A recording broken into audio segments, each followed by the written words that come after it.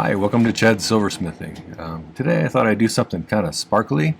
I have this beautiful smoky quartz. It's kind of a large trillion, but it's a fancy cut trillion. It's not your traditional trillion. I think it'll make for a cool cocktail sort of ring, and I'm going to set it up pretty high and we'll give it a try and see. I drew up a setting. I've not made something quite like this, but I think it'll be kind of nice looking. We have a deep pavilion on this one, so we're going to have to accommodate that because we don't want it to sit up so high that it's, constantly catching on everything. But I do want it to be prominent, so it's a kind of a showstopper. So let's give that a try and see how it turns out. Before we get started, I wanted to thank my patrons over on Patreon. They are my core group of supporters. Could not do this without them. The other group are my YouTube subscribers, and we just passed 24,300 and some. That's amazing. Thank you for that. I really love the nice comments, and it's particularly nice when I hear that someone has gotten something useful out of my videos. That's nice to know. And I also really appreciate the contributions, like the Buy Me a Coffees and the Super Thanks and the people who buy my merch or my ebooks. Thank you so much for that. I really couldn't do this without that. This makes my channel sustainable, so thank you for that. All right, well, let's get started on this pretty smoky quartz ring. So this is one of my design idea sketchbooks that are available on my merch store. This particular model has a gauge to inches to millimeters chart on the back, which I find pretty useful. Some of the other ones have some different information on the back, other charts and things like that. The real feature I like about these mostly is the little dot matrix in the background, because it helps me to get things more symmetrical.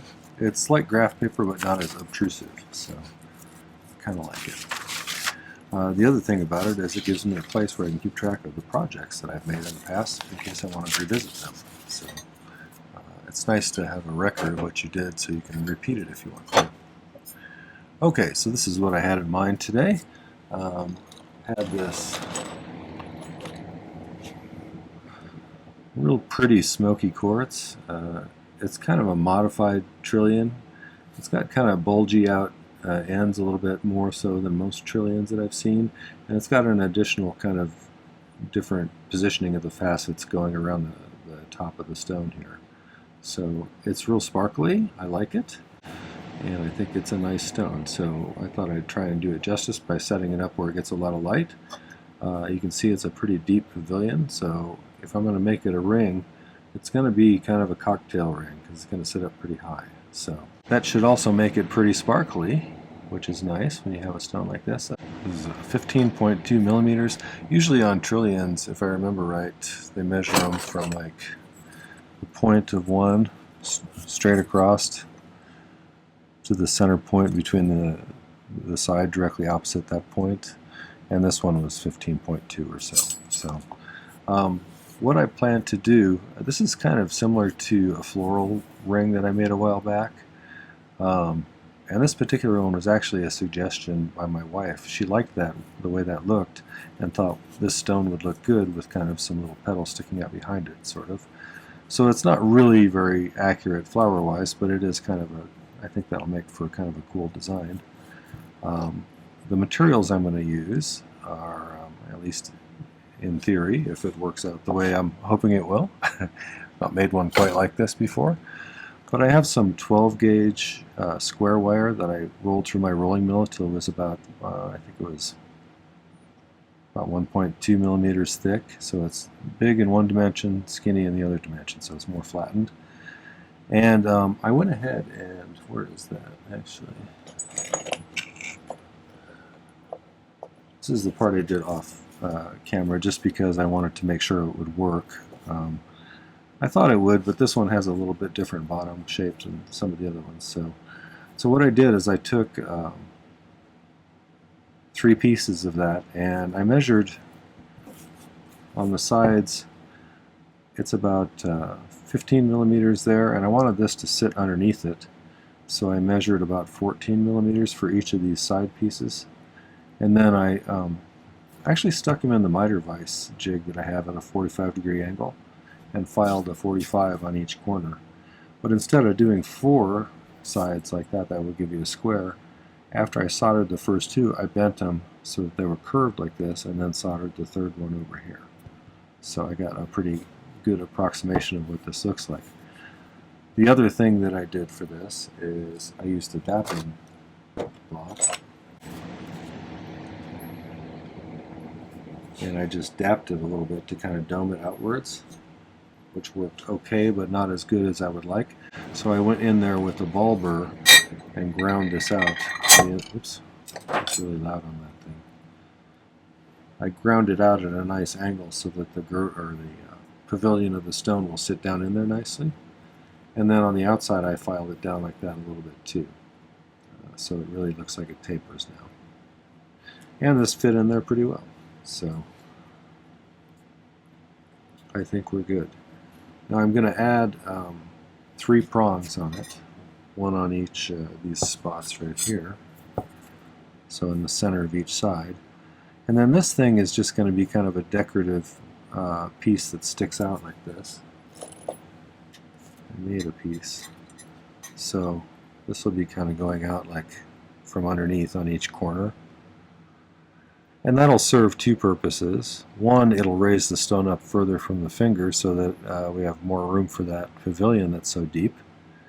And also, I just think it looks pretty cool. So we'll do that. The prongs, I think I'm going to make kind of a pyramid out of 3 pieces of that wire that is soldered together in the middle and flares outwards. And then we should be able to slide it up along the outside edge of this and solder it in. So that's my plan. For the band, I'm just going to use some, I think it's number 4 low dome half round from Rio. It's kind of a thick, makes for a nice, just kind of a simple plain band. So we'll use a piece of that. I'm not sure what size we'll make it, maybe an 8 or so. Although if I make it in that size, my wife has a finger that's an 8, so I may not be able to keep this one. So I think let's make some more of these. These ones I measured at about 14 millimeters, like I said. Oh, hold on. Oh, those ones, oh, sorry. So the sides were 14 millimeters. These ones I measured to about 15 millimeters. So I'll do a 15 millimeter one and file a notch right in the center of that. And then we'll bend those pieces like that and we'll solder it right at the tip. So, if you've never been to my channel before, I use hard silver sheet solder for most things, although on this one I'm probably going to use some medium and easy paste solder towards the end. I use a dropper bottle with a liquid flux that I dribble on. My torch is a Silversmith model. It's a acetylene air torch. I like it. It's not as hot as an oxyacetylene, which is a little bit of overkill for working with silver. This is more in the 4,500 degree range, so it's a nice temperature for working with silver. It's quite a bit hotter than a propane torch or a butane torch, so you can do bigger pieces with it. Well, let's make a couple more of these here. Let's file it flat. If you want to, you can use your miter vise jig if you have one of those. What did I say? 15 millimeters? Okay.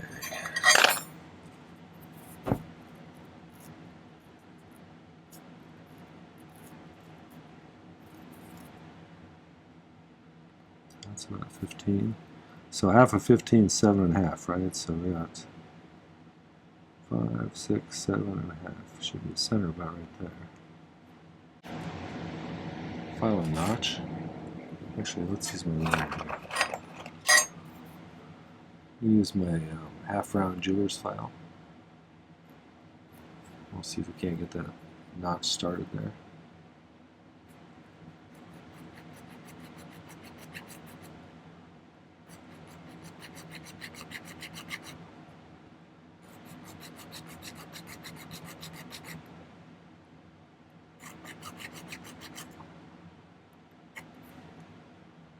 I'm going to be careful not to go all the way through. So we'll just break that. But we do want to be able to bend it inward so we get kind of a nice rounded shape like that. Otherwise,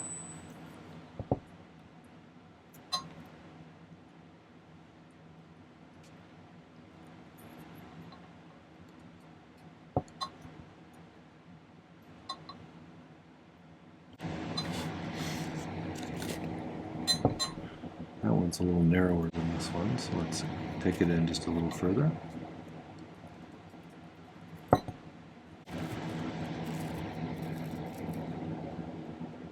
That looks pretty close. Let's make a third one. I used to go look for smoky quartz crystals down kind of further south from where I live in Colorado. Every once in a while you'd find some with some amazonite. It was kind of a fun way to look for stuff. One of the things I hear once in a while is someone says the term smoky topaz. And so the first time I heard that was in the 70s, and people were using it as a way to make smoky quartz sound more exotic, because there's no such thing. There's no gemstone called smoky topaz, really. I mean, there are some brownish topazes, but they don't generally call it that. And when someone's calling something smoky topaz, they're trying to sell you smoky quartz generally by making it sound fancier. It's always possible that they just don't realize that. But feel free to correct me if I'm wrong about that. If you're kind of new to jewelry and gemstones, topaz and quartz are completely different minerals. Topaz is generally considered more valuable than quartz.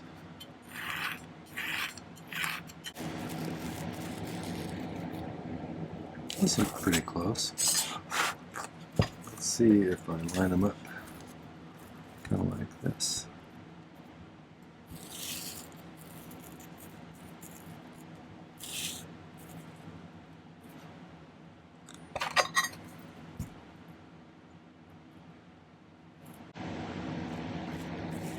Well, that's kind of the idea. So here's my thought. I think in addition to soldering these little notches closed that I just created, let's sweat a little bit of solder on top of each of these. And I'm going to file them so they're nice and flat on top. At least I'm going to try. That way we have less chance of things going awry. So I do a technique called pick soldering, where I pick up a little bit of solder, heat the piece up to the soldering temperature, and touch it to where I want it to go, and it jumps on there, if you do it about right. It's a good technique, and it really raised the skill levels. It really made it easier for me to do a lot of things that I had trouble with at the beginning, so if you're interested, there's a link to it up there.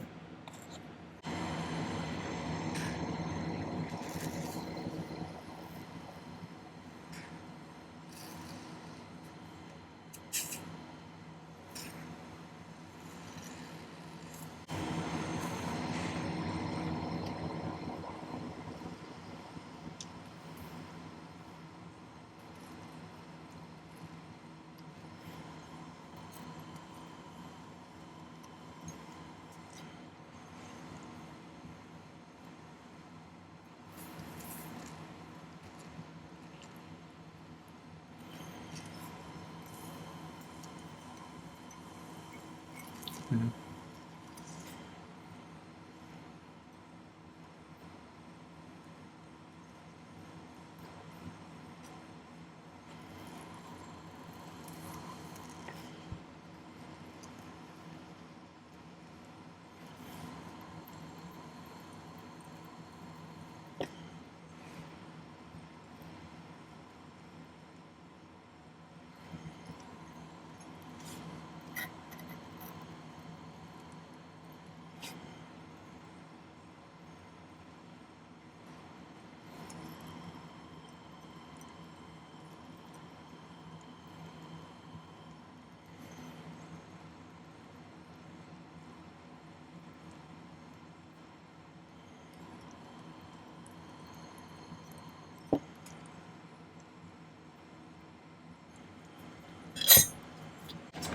Okay, I think it would be probably behoove us to file the bottom of this nicely flat too.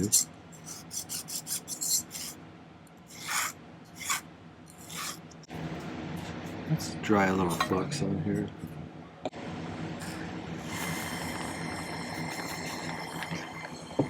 could sweat some solder on the bottom of that too if you wanted to, I suppose.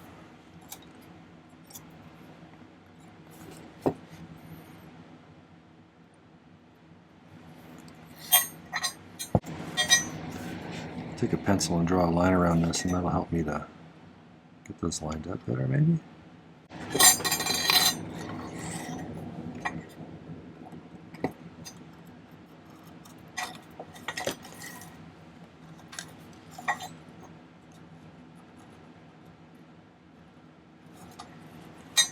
See, I'm thinking maybe if I have that there, it'll be easier for me to line these up a little better.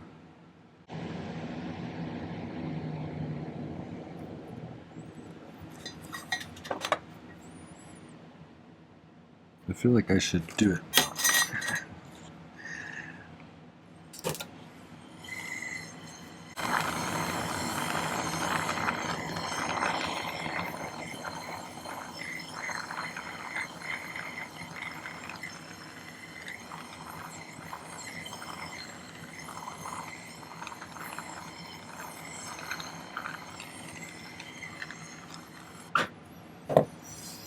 So I think I'm going to file these down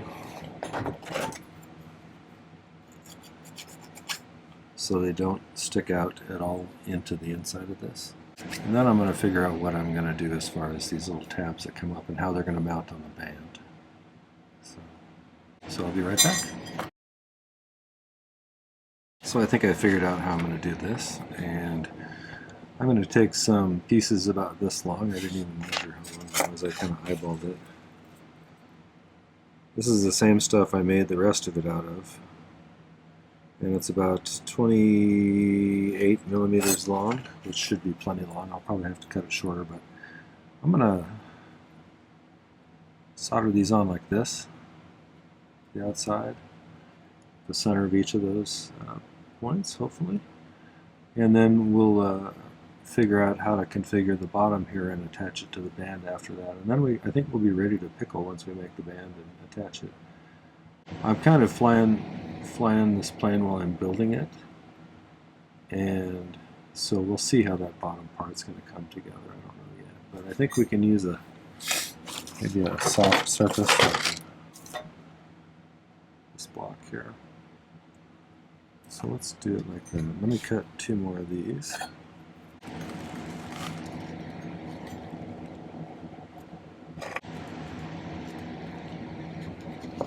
These might be a little too too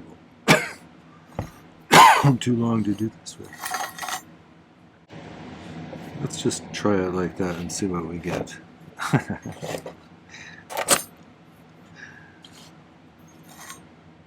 What's the worst thing that could happen, really?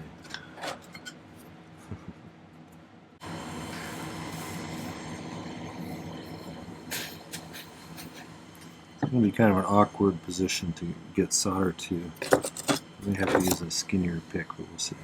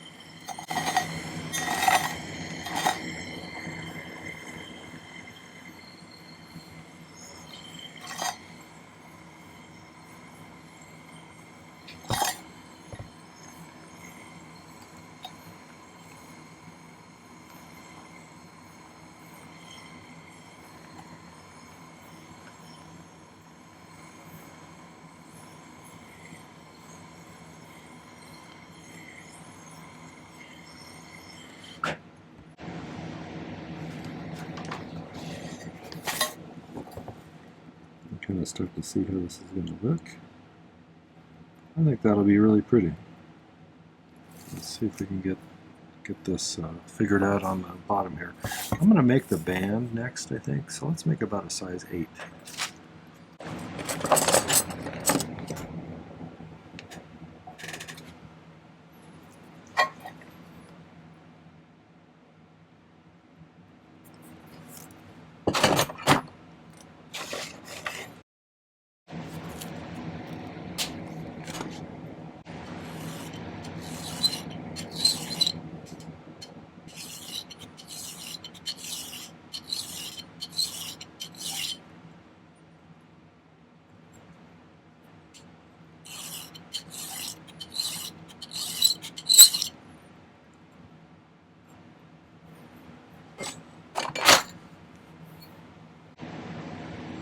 Still not sure about having this stone plate here. Every once in a while I drop a tool and it makes a loud noise. It scares me. I'm not used to having something hitting the table and doing that. So it's a little wobbly. I need to stabilize it. Alright, let's see what we got going. Let's make sure the camera's still going. I've had that happen a couple of times lately.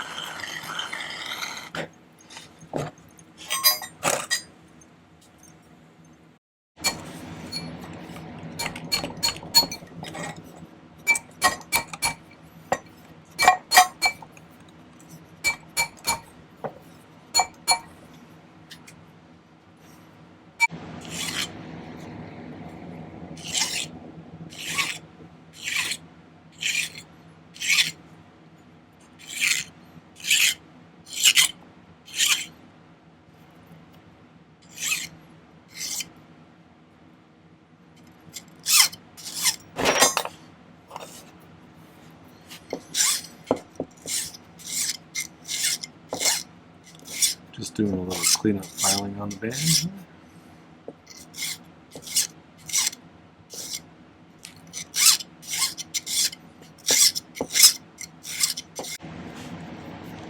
I'll do some more cleanup on that, but I need to think about how this is going to all work now. So, if I cut them a little bit longer and bend them inwards, it'll drop it down. So let's cut them about right there. Let's figure out about how far down that is from the base.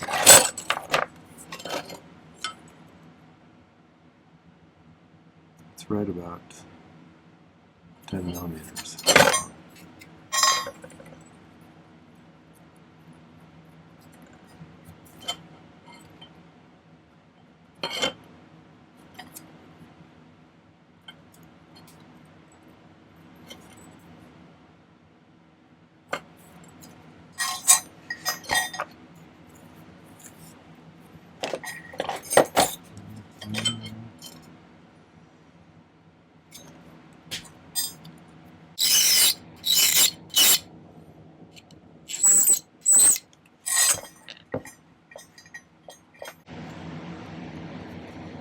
I'm just going to try bending these kind of sharply inwards. We'll see what that does.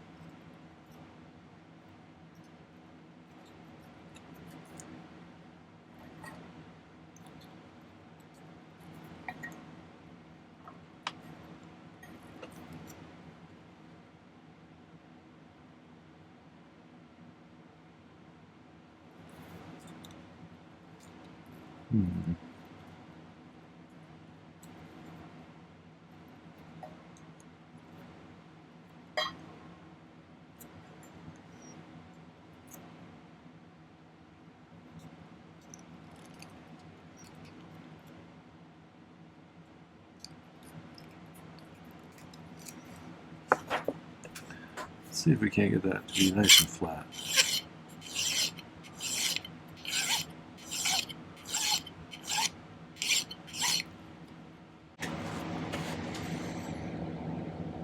That's pretty good.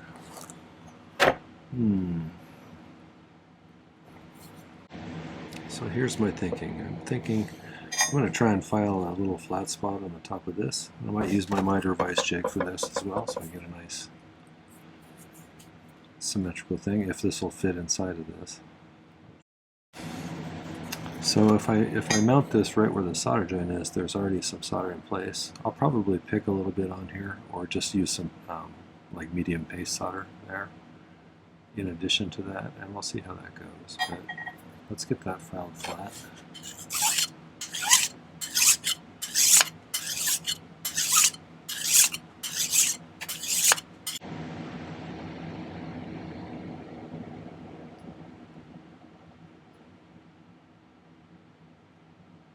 I think that may be the way that I'm going to do it, like that.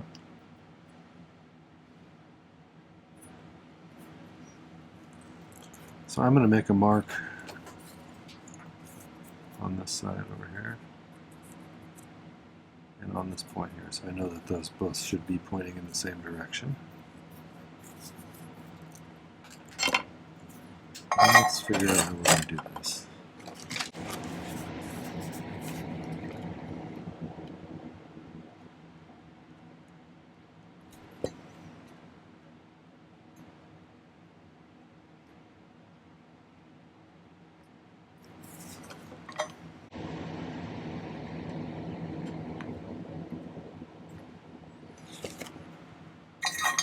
If that stays on there, it'll be golden.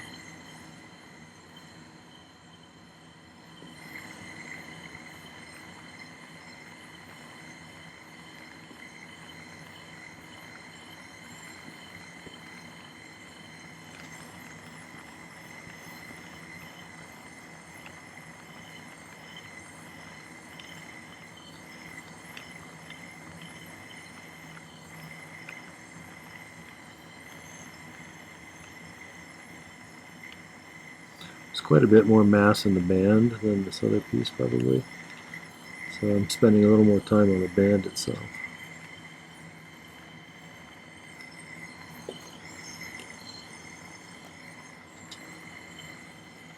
Let's see how that took.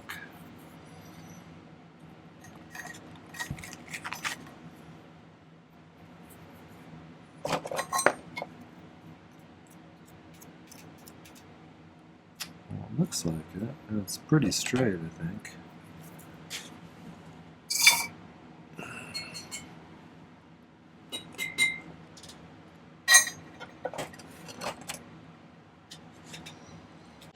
That should be real pretty, I think.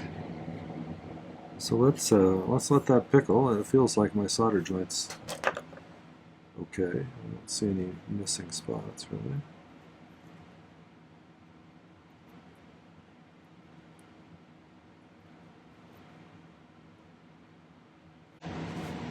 Alright, well let's let that pickle for a while. We'll see how it looks.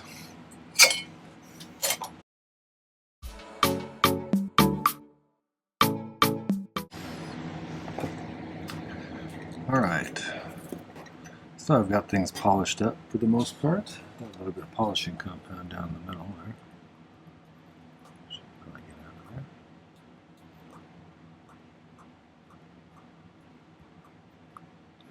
Okay, so what I did was I stuck the stone in here. And I positioned it how it's going to be. And then I looked at where the girdle of the stone is, which is the widest point of the stone. And I cut a little notch on the inside about halfway through with a ball burr in order to create kind of like a little trench there. And then we'll probably, I'm going to cut these down just a little bit shorter and more to a point. And maybe thin them out a little bit on the outside. And then we'll go ahead and push those over. So that'll be our next step.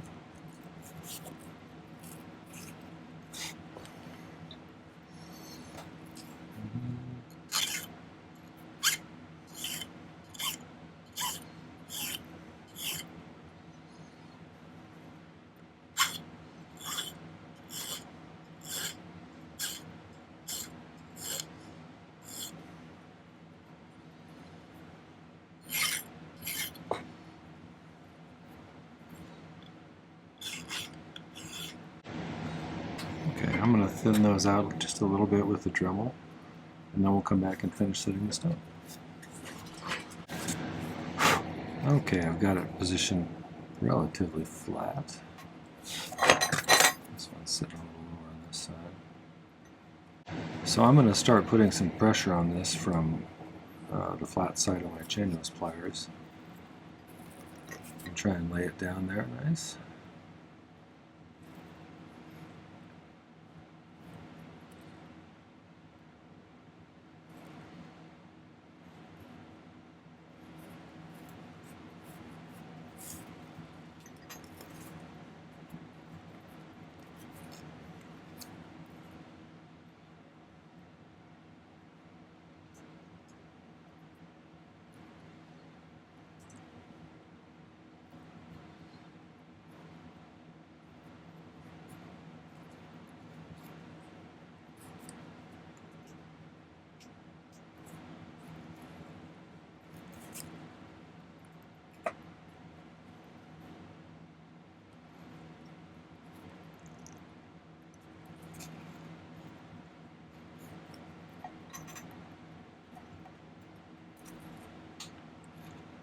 So I think the last thing that I'll do is I'll take the Dremel and I'll thin it out just a little bit more and smooth it down and give it another little burnish to push that down a little bit so there's no catch underneath there, because it's a little thick to push down there. If you had a hammer handpiece for your Fordham or something, you could probably nail those down pretty easily.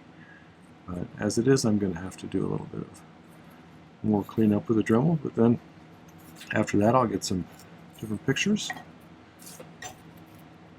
There you go. Pretty sparkly ring. It does sit pretty high though. Oh well. Someone will love it. Okay, well that was a fancy cut Trillion smoky ring. I hope you enjoyed that one. If you did, I'd love it if you'd hit the like button for me. That helps to get my channel promoted, and it really helps my channel out a lot, and I really appreciate it. I'd love it if you'd take a moment and go over to my main YouTube channel page. I have 540 plus videos now, so there's a huge quantity of content over there. Most of it pretty good, actually. I'm pretty sure you'll find something else interesting or useful. There's a ton of projects and some skill videos over there, so check it out. And I would really love it if you'd subscribe to my channel. So. The other thing is, check out the video description down below for information about this particular project. But there's also some important links down there. If you want to get yourself one of those nice design idea sketchbooks or some other merch, there's a link to my merch store. If you want to find out more about that community I have over on Patreon, it has multiple tiers of membership, the lowest one being where you just get rid of the YouTube advertisements, which is kind of nice. The other tiers having some different privileges like exclusive Patreon videos, voting rights on some projects. I occasionally do a live stream with some of the different groups up there. And it's a nice place, so check it out. It's a great community of people who are really willing to share their ideas and their input. So finally, there's a link to my newest ebook, 2024's Guide to the Tutorials during that year. There's 170 plus pages. Each one not only has a link to the video, but it has a picture of the sketch that I drew, a picture of the final outcome, a list of materials that it took to make that particular piece, a difficulty rating, which is a little bit subjective because it's just based on my own personal opinion. And finally, some notes about the project that I may not have talked about in the video. Some things I decided after I was done. Did I like the outcome? Would I have done it differently? Did I think of an easier way to do it? Things like that. So it's a great way to have a whole bunch of projects right at your fingertips, and a super nice way to support my channel. So thanks in advance if you do that. There's one for 2023 as well, and you can get them both for a slight discount if you get them at the same time. So, all right, well, thanks for watching today. Take care. Happy silversmithing.